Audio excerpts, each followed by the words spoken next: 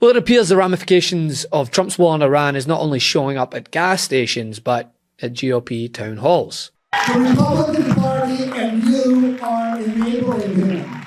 You're all cowards and you're spineless. Donald Trump won the election in 2016. In my state and others, we had record distributions in my county in Wyoming of Meals on Wheels, records, which is an indication that more and more people are turning for food to subsidized food opportunities. So I'm worried, and I admit that, but for now I have patience. It's not just the Pope voicing his concern at the Iran conflict, but voters directed at Republican candidates to their face. At a Republican event in New York centered around Representative Lawler, well, the conversation didn't go the way he or Republicans had wanted. Voters quickly zeroed in on the war. At the town hall, one constituent told Lawler the war is, quote, endangering lives. Another raised fears about a draft coming back. Percent that Republicans Yeah, but there's this war happening. Does it make it harder? No, look, the president made... You don't think the war makes it harder for Republicans to maintain their majority? And I'm not worried about the political consequences of a righteous decision. New York Congressman Lawler, who's in a crucial swing district, got an earful on the war from his constituents at a town hall last night. Here's part of that. I think you have a good heart, but shame on you for your support of Donald Trump, his business partners, and Netanyahu, who put America last.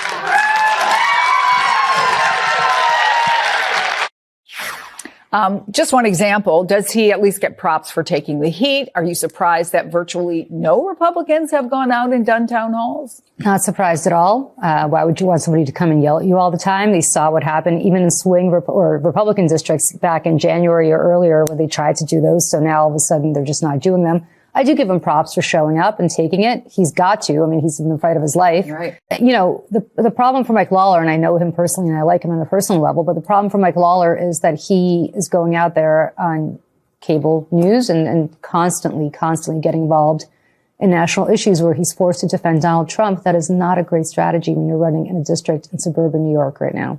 Now, keep in mind, this is in New York's 17th district, a Biden-won district that Republicans flipped and now must defend. And that context matters, right? Because these aren't opposition voters. This isn't the radical left. I mean, these are the exact type of voters that Republicans need to keep if they have any chance in the midterms or future elections. Lawler's district is one of the most competitive in the country, seeing as it flipped red in 2022, but only narrowly, which means any notable shift in voter sentiment, especially on something as visible as war, can flip it back. And with war being that major focal point of the town hall conversation, Lawler came under intense scrutiny. There were boos and jeers as constituents, frustrated with the Trump administration and with Lawler's support for the chaotic, expensive US-Israeli war on Iran, they made themselves heard. Lawler, who likes to say that he's a moderate but legislates as a MAGA Zionist, remained firm in his support for Trump and the war, stating that, quote, we need to do everything we can to ensure that this regime never gets a nuclear weapon. The crowd was unconvinced. One man was actually escorted out after shouting that the Republican Party is, quote, morally bankrupt, I agree with you, mate, and led by, quote, spineless leaders, again, 2 for 2. All while the crowd cheered him on. And the reason is that voters are actually feeling the real-time impact of this war, a war that is estimated to have cost upwards of $1 billion a day. At the same time, oil prices are surging, gas prices climbing, inflation pressure is increasing. Let me think. Gosh, everything is so expensive. And what happens when you have a child is no longer you buying things for yourself. Right. Everything goes to that child, and you think about them constantly. So when voters show up angry, they're not just reacting to foreign policy, they're reacting to their own cost of living being tied to a war that the party Lawler represents had claimed would never dream of escalating. No new wars, from what I remember. Listen, I hope that we end up with a very sparkly deal. and that everybody on our side gets what they're after, and that we can return, frankly, to some of the original goals that we had before the goalposts were shifted very dramatically down to what Secretary Rubio was talking about, which I call the skinny goals, like the Skinny Inflation Reduction Act. And maybe that's possible. But at this point, it sounds like you're still pretty far apart with the 5-year offer from the Iranians, apparently, that we asked for 20 years, which wasn't even satisfactory for President Trump in terms of the enriched uranium. So I wish you the best of luck, right? And for the people who are going in, and I think Dana makes a really good point that you shouldn't go just for the sake of sitting there and looking like you're trying to get to a deal. You should keep up force and pressure and make them really serious when they do come to the table. But, you know, we're all focused on the Strait of Hormuz, which is the critical choke point in this conflict at this moment. The Strait of Hormuz was open before this happened. So we're blockading the blockade that came into existence because of the thing that we did. So we're essentially just trying to undo our work. And Donald Trump sits there with Maria Bartiromo and he says, you know, it'll take them 20 years to rebuild their program. Do you remember what people were saying about what happened just over the summer with Fordo, right? Their nuclear program was obliterated. There was no possibility of rebuilding it. And then just a few months later, we were back to, they're going to have 11 nuclear bombs in a matter of weeks or whatever it was that Bibi Netanyahu was saying. So we're obviously getting some mixed signals here about what they can do.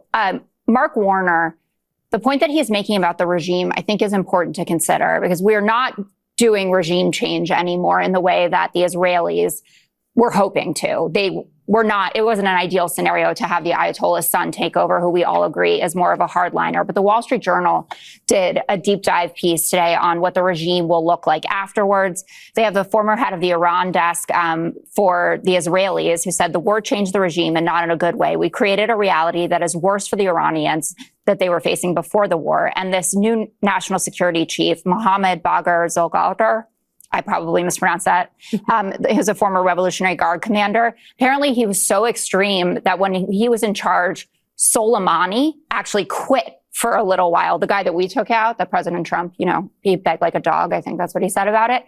He was so violent and so extreme that Soleimani was like, I'm going to take a little breather from working from this guy. So we are leaving in place, if we get out now with a deal, a regime that is much harsher than the older Ayatollah that we had before this. And that's important to consider. And so Republicans like Lawler, they find themselves in a difficult predicament. They can't fully break with Trump, and instead they perform verbal gymnastics to try and downplay the conflict as limited in scope or short-term pain for long-term security. I want to push back on something Senator Kaine said. This is not an illegal military operation. The president is fully within his authority to conduct this military operation. The War Powers Resolution and War Powers Act gives him 60 to 90 days to conduct such an operation. And Congress was lawfully notified within 48 hours of the initial incursion. So for Tim Kaine or any other Democrat to say this is illegal, especially after so many Democrats, including Chuck Schumer and Nancy Pelosi, supported Barack Obama's 7-month war in Libya, is just hypocritical at best. And they are gaslighting the American people when they talk about this. Well, look, it's not just Democrats, it's Republicans, too. I want to drill down with you on this very point. Republican Senator John Curtis of Utah wrote on Wednesday, quote, the Constitution assigns the legislative branch the clear and explicit right to declare war. To accord a president the power to wage an ongoing war without a congressional declaration of war is to render that congressional authority void. All while the person they bend their knee to just chops and changes on the daily, getting into verbal spats with the Pope while presenting himself as Jesus. And still, you get the likes of Mike Johnson, who can't fully come out and condemn him over his actions. Speaker Johnson, can I ask you about the president's post himself as Jesus? Was it blasphemy?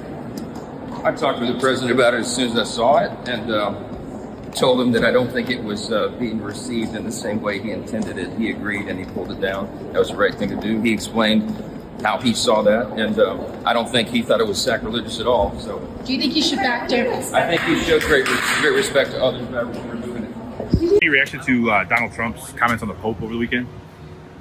I probably say the Pope needs to keep his business into leading his flock, so to speak, leading the church, and probably stay out of the political arena. He doesn't need to be getting involved in the political arena. Go lead your church, but stay out of the politics. Right? We didn't elect the Pope to be the president or be the anything else. So just keep his nose in the church's business and stay out of the political arena. Well, what if he sees his role as sort of leading his flock away? No, lead his flock. Well, let's focus on just behavior, doing everything else. Just focus on your flock. And Donald Trump is our president. It's not the Pope. I didn't elect the Pope to be president. Okay. Thank you, Congressman. But going back to Lawler, this is exactly how change happens, right? How seat flips begin. Not with landslides, but with moments like this, tough town halls where voters are airing their frustration. We've already seen the pattern since Trump returned to office. Democrats flipping state legislative seats across multiple states, special elections where Democrats are outperforming expectations and Republican margins are shrinking, even in red districts that were once comfortable.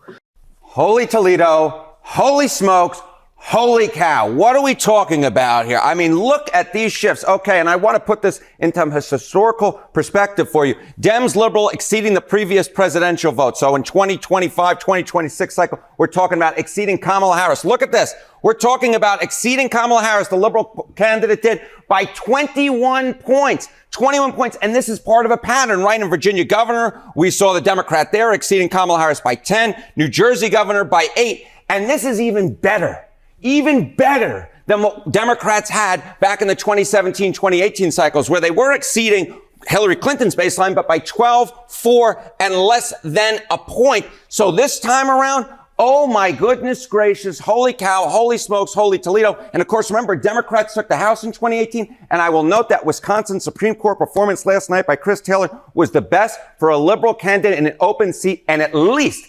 30 years. So this was the race that we saw last night in Wisconsin, a Wisconsin Supreme Court seat, a 9-point swing there. What about Georgia in perspective? That was a special election for Marjorie Taylor Greene's House seat. Put that in perspective. Yeah, you think a 21-point overperformance versus the Kamala Harris baseline is impressive. That ain't got nothing on what happened in Georgia. Look at this. Okay, again, putting this in perspective, 2025, 2026, U.S. House special elections. How much did the Democrats outrun Kamala Harris's baseline from 2024? Look at this. In Georgia, 25 percentage points. My goodness gracious. That beat all the other Dem overperformances, and they've overperformed in all of them. So we're even getting higher than the highest of heights. We're talking 13 in Tennessee, 7, 17 in Arizona, 7, 17 in Virginia, 11, 16 in Florida, 6, 23 in Florida, 1, and all of a sudden we're talking 25 points. The biggest Dem overperformance in a special congressional election since 2017 when Doug Jones won that Alabama special Senate election. Yeah, and I got to say, some of the county data in Georgia and Wisconsin that we saw overnight, even better for Democrats in some key places they're looking for here. Harry, we've talked about this before.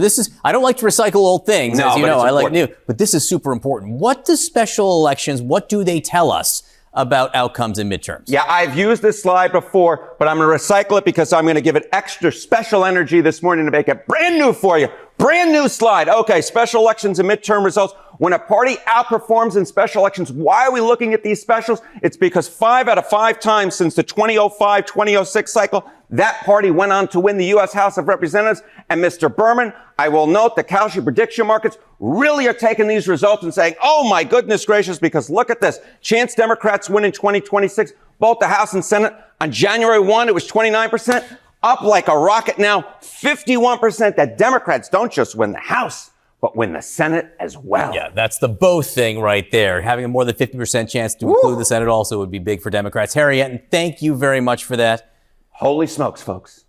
And by the way, this was before the Iran war that has only compounded the frustrations of Americans. So when voters in a key Republican-held district are voicing their concern to cheers of others in the audience, that's not just agitators like Lawler pretends it is. I mean, if you want to say it is, mate, go ahead. Relax even. Take your foot off the gas. I'm sure your seat is safe. Love this video? Support independent media and unlock exclusive content, ad-free videos, and custom emojis by becoming a paid member of our YouTube channel today.